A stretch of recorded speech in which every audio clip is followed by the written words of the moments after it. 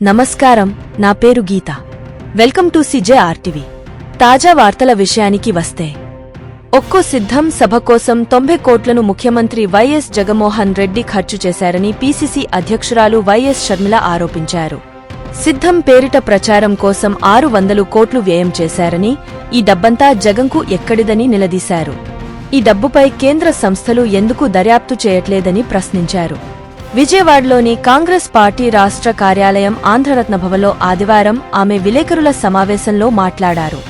బీజేపీతో చంద్రబాబు, పవన్ కళ్యాణ్ బాహాటంగా పొత్తు పెట్టుకుంటే జగన్ రహస్య పొత్తు పెట్టుకున్నాడని షర్మిల విమర్శించారు.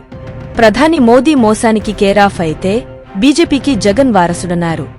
రాజకీయ ప్రత్యర్థులపై CBI, ఈడీలను కేంద్రం ప్రయోగిస్తోందని ఆక్షేపించారు. ఇసుక, లిక్కర్, మైనింగ్ మాఫియాను జగన్ ప్రోత్సహిస్తున్నారంటూ కేంద్ర మంత్రులు ఆరోపిస్తున్నా ఎందుకు ఈడీ దాడులు నిర్వహించట్లేదని ఆశ్చర్యం వ్యక్తం చేశారు. ప్రధాని మోదీ ప్రవేశపెట్టిన చట్టాలన్నింటికీ జగన్ బేషరతుగా మద్దతిచ్చారని, ప్రత్యేక హోదా కోసం జగన్ ఏనాడైనా డిమాండ్ చేశారా అని షర్మిల నిలదీశారు. 2 లక్షల ఉద్యోగాలు ఇస్తానన్న జగన్ ఎన్ని ఉద్యోగాలిచ్చాడో చెప్పాలని నిలదీశారు. మరొక తాజా వార్తలతో మీ ముందుకు మళ్లీ వస్తాను. అంతవరకు సెలవు. CJRTVని సబ్స్క్రైబ్ చేయండి. ఈ వీడియోను లైక్ చేయడం మరియు షేర్ చేయడం మర్చిపోవద్దు.